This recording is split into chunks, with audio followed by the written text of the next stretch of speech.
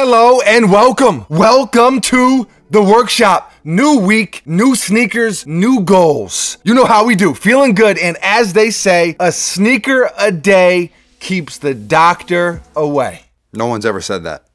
Close enough. We're gonna run with it. We're gonna take it and run with it. Poetic license, I think it's called. And this is a pair of sneakers today. They are very poetic. They are lovely. But before we dive into those, I wanna let everyone know the Valentine's Day Uncivilized I Don't Wanna Grow Up hoodie will be available to purchase this Thursday, Valentine's Day, February 14th at 12 p.m. Eastern Time on MrFomerSimpson.com. Sizes small to 3XL. And yes, we do ship internationally. And as always, they are pretty limited. So if you want one, make sure you are on the website ready to go at 12 p.m. Eastern Time. Now that that's out of the way, let's talk some sneakers. I've already talked about them once or twice in previous videos, talking about how much I wanted them, and now I got them. Here they are.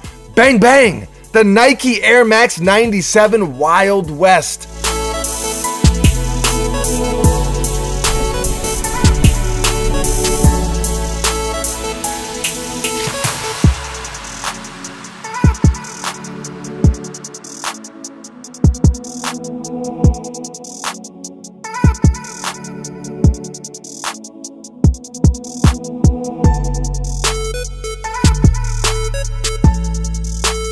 These released earlier in February, and let me just say, fire. Absolute fire. $180 retail, which is a little expensive, but it is what it is.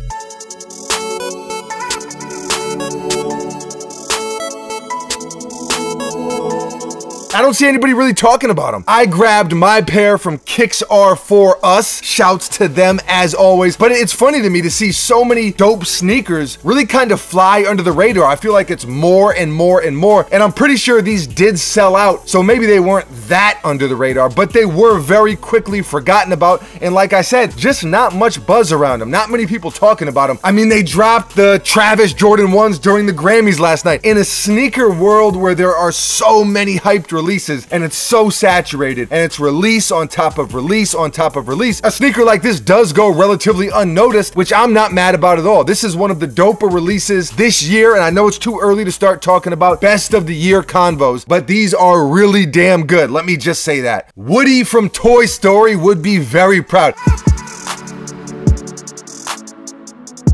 You got the tan leather, the stone-washed denim, the paisley bandana, embroidered Nike swoosh, another one on the tongue.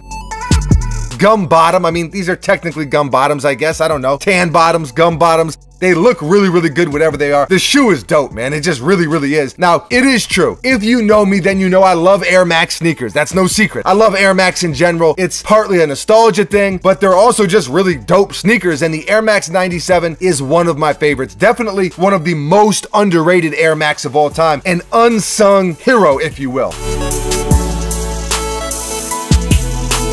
This is definitely one of those sneakers though, and I'm not just saying this because I do love Air Max, but if Nike hyped them up as limited and made them super exclusive and threw a wrapper behind it, it would go through the roof. People would go bananas for these, although I guess that's not even worth mentioning because the same could be said about almost any sneaker. I feel like Nike, they choose what they want to be hyped up and what they want to be more readily available. I mean, obviously they do, but I don't know, when you step back and look at it that way, it kind of changes the perspective of things. Here's a hot take for you. I think you can really tell more about someone who's into sneakers, of course, but by the regular or general release or non-hyped sneakers that they wear. Sure, Yeezys and Off-Whites, whatever, blah, blah, blah. Everyone likes that stuff. But the stuff that's not as sought after, I don't know, I feel like you can tell more about a person. You can express more individuality that way. Everyone doesn't like the same things. Everyone doesn't have the same taste. That's just human nature. Point being, if you bought these, in all likelihood, you bought them because you like them and you want to wear them, not because everyone else likes them, or you can resell them, or you can stunt on Instagram. You actually like them. I wonder, actually, this has me kind of thinking, I wonder if we should do a top 5 non-hyped sneakers. Top 5 GRs. I think we will do that. That sounds like a really good idea to me. How do you feel about this sneaker? Like them, love them, hate them? Are you an Air Max person? Are you a Boost over everything person? What is the most underrated sneaker you have? I guess that's the real question I want to ask. What is the most underrated sneaker you've ever owned? And you know, for something to be underrated, Well, you know what underrated means. Leave a comment below and let us know. Always love to hear from you. Thank you for watching. You are very, very appreciated. We will be back tomorrow. Same time, same place, right here at the workshop. Until then, I'm out of here.